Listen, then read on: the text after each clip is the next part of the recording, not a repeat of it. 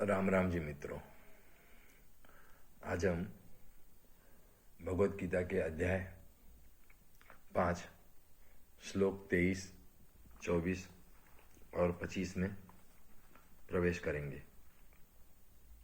भगवान श्री कृष्ण अर्जुन को बता रहे हैं, शक्नोति इह एव यः सोढुं प्राक् शरीर विमोक्षणात् काम क्रोधोद्भवं वेगम सह युक्तः सह सुखी नरः।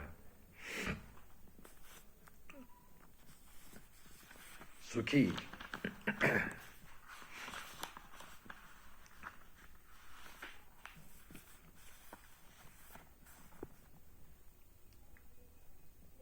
कौन है,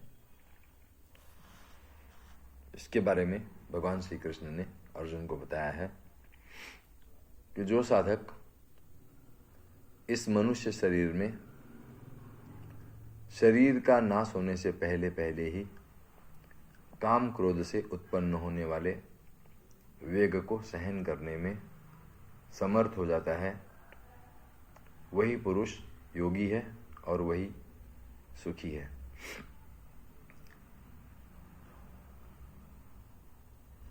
काम क्रोध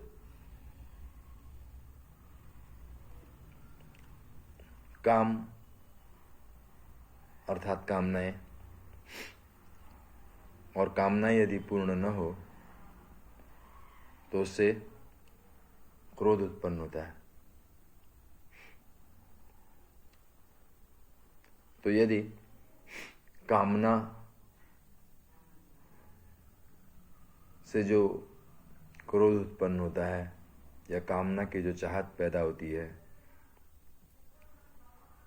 यदि उसे दृष्टा भाव से, साक्षी भाव से देख लिया जाए तो उससे बाहर आया जा सकता है। तो ऐसा पुरुष योगी है और वही सुखी है, ऐसा भगवान श्री कृष्ण कह रहे हैं।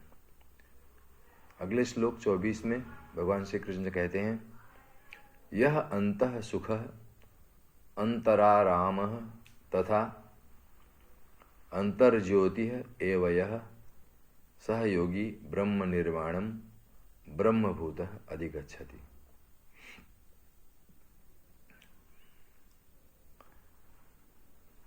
यहाँ पे भगवान श्री कृष्ण कह रहे हैं, जो पुरुष निश्चय करके अंतरात्मा में ही सुख वाला है, आत्मा में ही रमण करने वाला है, सच्चिदानंद घन परब्रह्म परमात्मा के साथ एक ही भाव को प्राप्त तथा आत्मा में ही ज्ञान वाला है, वह सांख्य योगी शांत ब्रह्म को प्राप्त होता है।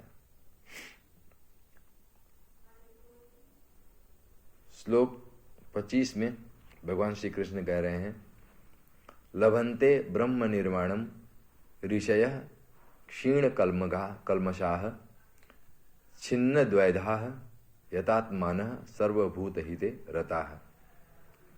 और जिनके सब पाप नष्ट हो गए हैं, जिनके सब संशय ज्ञान के द्वारा निवृत्त हो गए हैं, जो संपूर्ण प्राणियों के हित में रत है और जिनका जीता हुआ मन निश्चल भाव से परमात्मा में स्थित है, वे ब्रह्मवेत्ता पुरुष शांत ब्रह्म को प्राप्त होते हैं।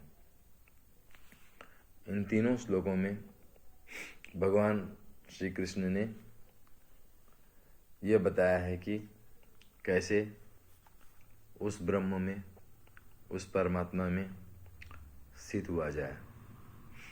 उन्होंने काम क्रोध से मुक्ति एक उपाय कहा, दूसरा उन्होंने कहा कि अंतरात्मा में जिसे सुख मिलता हो और जिनके पाप ज्ञान की अग्नि में समाप्त हो गए हों, भस्म हो गए हों, और जिन्होंने मन को जीत लिया है और निश्चल भाव में जीते हैं, वे परमात्मा में स्थित हैं, परमात्मा में प्रवेश कर जाते हैं। तो यही बात भगवान श्री कृष्ण ने समझाई है।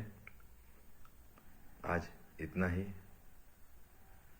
शुभ रात्रि। जय राम जी की।